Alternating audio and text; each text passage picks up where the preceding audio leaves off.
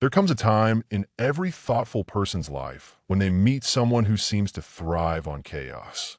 You know the kind. The person who can turn kindness into weakness, who makes you question yourself, and who always needs to be at the center of attention. Their presence drains your energy, their words cut deeper than they should, and their silence feels strategic. You walk away from every interaction feeling smaller, more confused, and somehow guilty, even when you've done nothing wrong. That is the mark of the narcissist. To live among people means to meet all kinds. The kind, the insecure, the wise, the arrogant, the wounded, and yes, the narcissistic.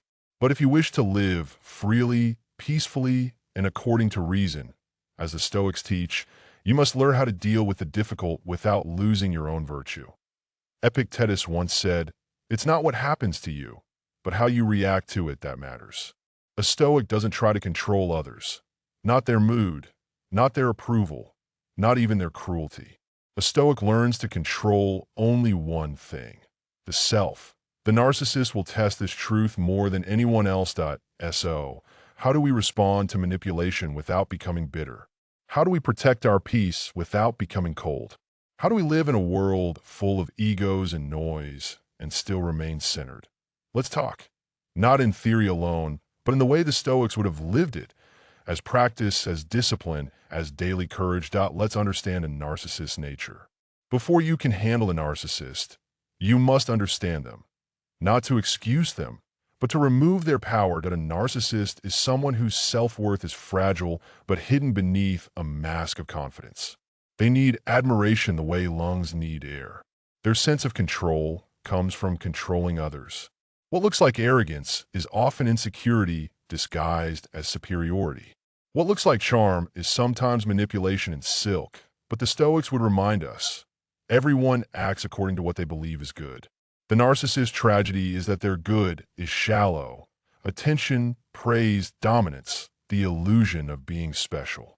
They have confused power with peace. Marcus Aurelius wrote, "The best revenge is not to be like your enemy." And this is where the Stoic begins, by refusing to mirror the narcissist. You cannot fight ego with ego. You cannot win through the same means that enslave them. That a narcissist is driven by validation. A Stoic is driven by virtue. So, you must never seek to humiliate or expose them, because the moment you try to prove yourself, you've stepped into their world, and they've already won.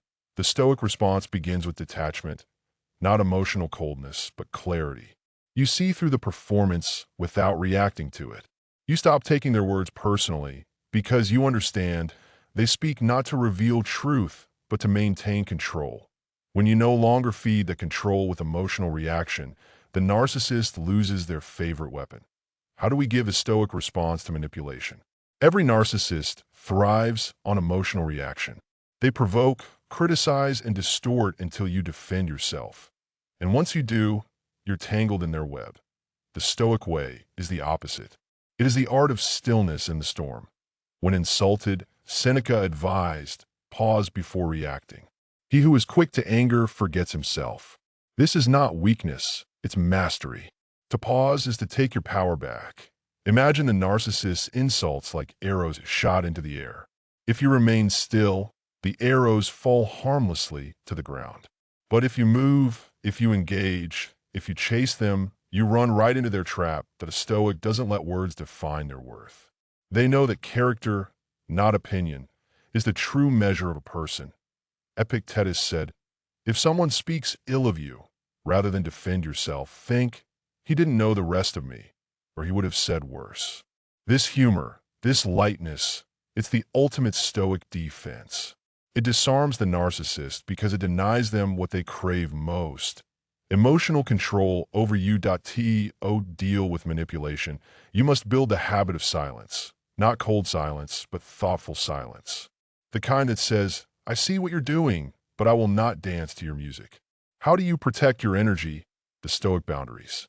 Many people misunderstand Stoicism as emotional numbness. But Stoicism isn't about feeling less. It's about feeling wisely. The Stoic sets boundaries not out of fear, but out of self-respect. You have every right to protect your peace.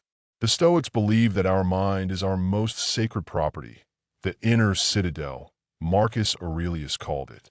You guard it the way a king guards his fortress. You choose who enters and who does not.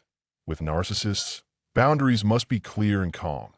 Do not argue over things that aren't based on reason. Do not explain yourself to people committed to misunderstanding you. Do not chase closure from those who profit from confusion that a Stoic doesn't chase. They decide. Boundaries are not walls.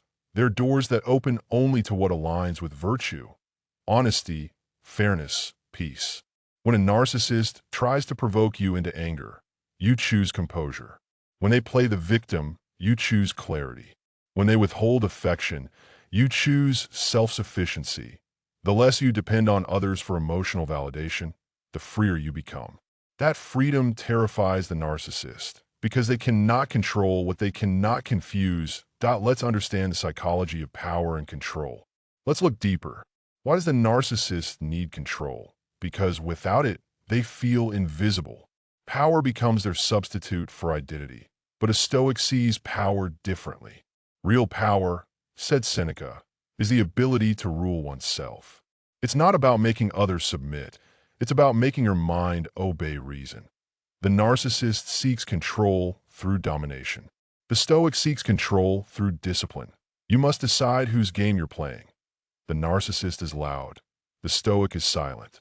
The narcissist needs an audience. The Stoic needs peace. The narcissist fears being ordinary. The Stoic finds greatness in simplicity. When a narcissist tries to bait you into defending yourself, you can calmly say, or simply think, you are free to think as you wish. That sentence ends every power struggle. Because in truth, the narcissist can never win against a person who doesn't need to win. How do we show compassion without attachment? Now, here's the difficult part. The Stoic doesn't hate the narcissist. Hatred is just another form of attachment. To hate someone is to carry them with you. Marcus Aurelius reminded himself every morning, you will meet people who are meddling, ungrateful, arrogant, deceitful, envious, and unsocial. Yet he adds, none of them can harm me, for we share the same nature. That is compassion without attachment. You can understand the narcissist's pain without letting it poison your peace. Remember, most narcissists are wounded souls, products of neglect, insecurity, or trauma. But their wounds don't justify their cruelty. Your compassion should be tempered with boundaries. Love them from afar if you must, but never at the cost of your own mind. Let's make Stoicism practical.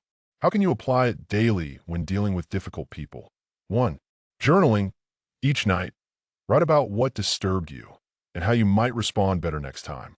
Marcus Aurelius' Meditations was essentially his journal. Point 2. Pause and breathe. Before reacting to an insult, take one deep breath. That moment of space is where reason lives. Point 3. Negative visualization. Imagine worst-case scenarios calmly, so you won't be shocked when challenges appear. Point 4. Voluntary discomfort. Practice going without comfort or approval, so you learn to live free of external validation. Point 5. Focus on virtue. Ask yourself in every conflict, what is the virtuous response? Not the easiest, not the most dramatic, the virtuous. These practices strengthen the mind's muscles, making you unshakable. The Stoic doesn't hope the world gets easier. They become stronger. Narcissists thrive on ego battles. They need you to fight back because conflict keeps them relevant. But pride is the enemy of peace that a Stoic doesn't need to prove their worth. They know it. They live it. Walking away from an argument doesn't mean you lost. It means you understood that victory lies in self-control, not dominance. Marcus Aurelius wrote, waste no more time arguing what a good man should be. Be one. So, when a narcissist tries to lure you into competition, remember, their energy feeds on reaction. Yours grows in stillness. Choose the quiet power of composure. That's the Stoic's rebellion against chaos. Why walking away is the virtue. Sometimes the highest form of wisdom is departure. Not every relationship can be healed. Not every bond is worth saving. To a Stoic, letting go is not cruelty. It's clarity. You owe yourself peace more than you owe anyone explanation. When you walk away from a narcissist, do it with calm dignity. No drama, no revenge, no grand goodbye.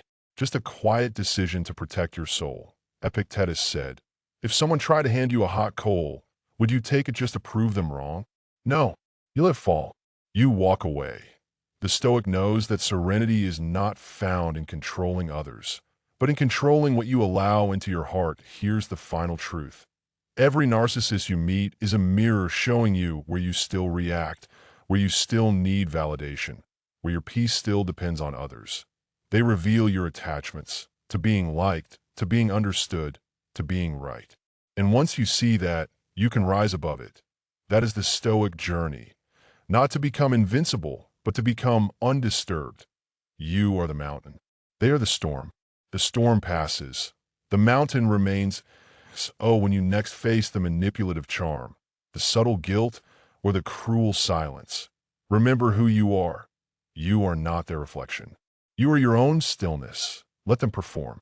Let them boast. Let them twist your words. You, meanwhile, return to your breath, your reason, your virtue. Because peace isn't found in the absence of difficult people.